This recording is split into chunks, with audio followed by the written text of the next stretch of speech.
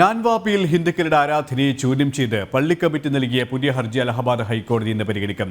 കഴിഞ്ഞ ദിവസം ഹർജി സമർപ്പിച്ചെങ്കിലും ആരാധന സ്റ്റേ ചെയ്യാൻ കോടതി വിസമ്മതിച്ചിരുന്നു.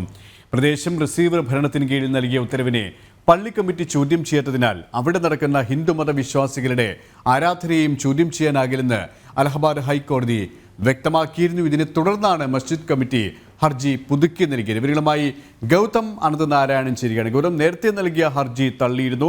ഈ സാഹചര്യത്തിൽ തന്നെയാണോ വീണ്ടും പള്ളി കമ്മിറ്റി ഹർജി നൽകിയിരിക്കുന്നത്? മറ്റ് വിശദാംശങ്ങൾ കൂടി.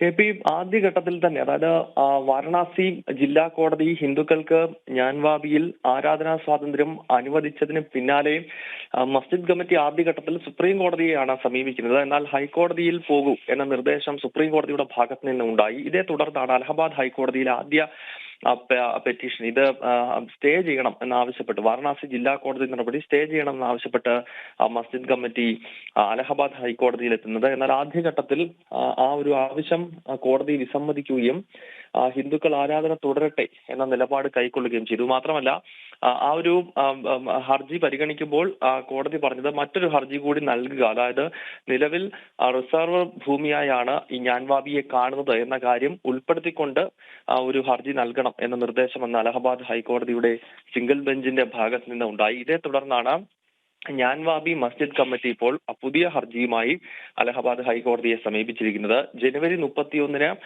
വാരണാസി ജില്ലാ കോടതി പുറപ്പെടുവിച്ച വിധി പ്രസ്താവം സ്റ്റേ ചെയ്യണം എന്നതാണ് മസ്ജിദ് കമ്മിറ്റിയുടെ പ്രധാനപ്പെട്ട ആവശ്യം. നമുക്കറിയാം, ആ ഒരു വിധിയിൽ ഹിന്ദുക്കൾക്ക് ഞാൻവാബിയിലെ 4 പ്രധാനപ്പെട്ട നിലവറകളിൽ ഒന്നായിട്ടുള്ള വ്യാസ് ജി കെ തിക്കാരയിൽ പ്രാർത്ഥന നടത്തുവാനുള്ള അനുമതി നൽകുന്നതാണ് ജനുവരി 31 വാരണാസി ജില്ലാ കോടതിയുടെ വിധി. അതിനെ തടയണം, അല്ലെങ്കിൽ അത് സ്റ്റേ ചെയ്യണം എന്നതാണ് മസ്ജിദ് കമ്മിറ്റിയുടെ പ്രധാനപ്പെട്ട. ഗൗതം, ഈ പുരാവസ്തു വകുപ്പടക്കം കണ്ടെത്തിയ നിർണായകമായ കണ്ടെത്തലുകളുടെ അടിസ്ഥാനത്തിലാണ് കോടതി നിർണായകമായ സുപ്രധാനമായ വിധികൾ പുറപ്പെടുവിച്ചത്. ആ രീതിയിൽ തന്നെയാണ് ഹിന്ദുക്കളുടെ ആരാധനാക്രമം ഇപ്പോൾ നടന്നു വരുന്നത്. അതുകൊണ്ട് തന്നെ നേരത്തെയും ഹർജി ഇതുമായി ബന്ധപ്പെട്ട ചോദ്യം ചെയ്തുകൊണ്ടുള്ള ഹർജി തള്ളിയിരുന്നു.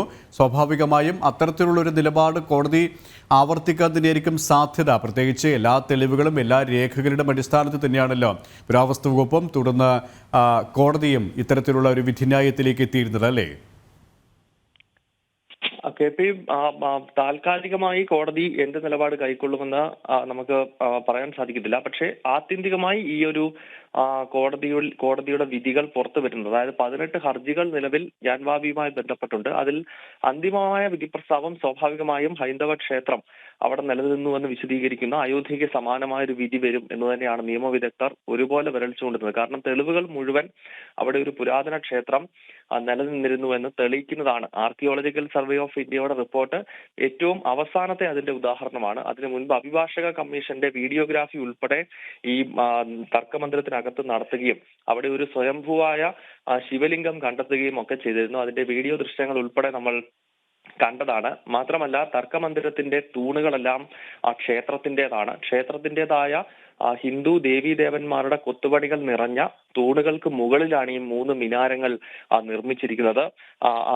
മാത്രമല്ല, ശൃംഗാർ ഗൗരി ദേവിയുടെ ഉൾപ്പെടെയുള്ള സ്വയംഭൂ വിഗ്രഹങ്ങൾ ഈ തർക്കമന്ദിരത്തിനകത്ത് സ്ഥിതി ചെയ്യുന്നുണ്ട്. അങ്ങനെ വരുമ്പോൾ സ്വാഭാവികമായും തെളിവുകൾ മുഴുവൻ അവിടെ 16-ാം നൂറ്റാണ്ട് വരെ ഒരു പുരാതന ക്ഷേത്രം നിലനിന്നിരുന്നു എന്ന് കൃത്യമായി തെളിയിക്കുന്നതാണ്. 1669 ഔറംഗസേബ് അവിടുത്തെ ക്ഷേത്രം തകർക്കുകയും അതിനു മുകളിൽ 3 മിനാരങ്ങൾ നിർമ്മിച്ച് ഒരു പള്ളിയാക്കി അതിനെ മാറ്റി എന്നതാണ് വാദം. നിരവധി ചരിത്ര രേഖകൾ അതുമായി ബന്ധപ്പെട്ടുണ്ട്, ഔറംഗസേബിന്റെ പടയോട്ടവുമായി ബന്ധപ്പെട്ട്. അങ്ങനെ വരുമ്പോൾ സ്വാഭാവികമായും ഈ നിയമ പോരാട്ടത്തിന്റെ അന്തിമ വിജയം തീർച്ചയായും ഹൈന്ദവ സമൂഹത്തിനാകുമെന്ന കാര്യത്തിൽ തർക്കമില്ല. എന്തായാലും ഇന്നിപ്പോൾ താൽക്കാലികമായി അലഹബാദ് ഹൈക്കോടതി എന്ത് നിലപാട് കൈക്കൊള്ളുമെന്നതാണ് ശ്രദ്ധേയമാകുന്നത്. KP ഡൽഹിയിൽ നിന്നും ഗൗതമാണ് വിശദാംശങ്ങൾ നൽകിയത്.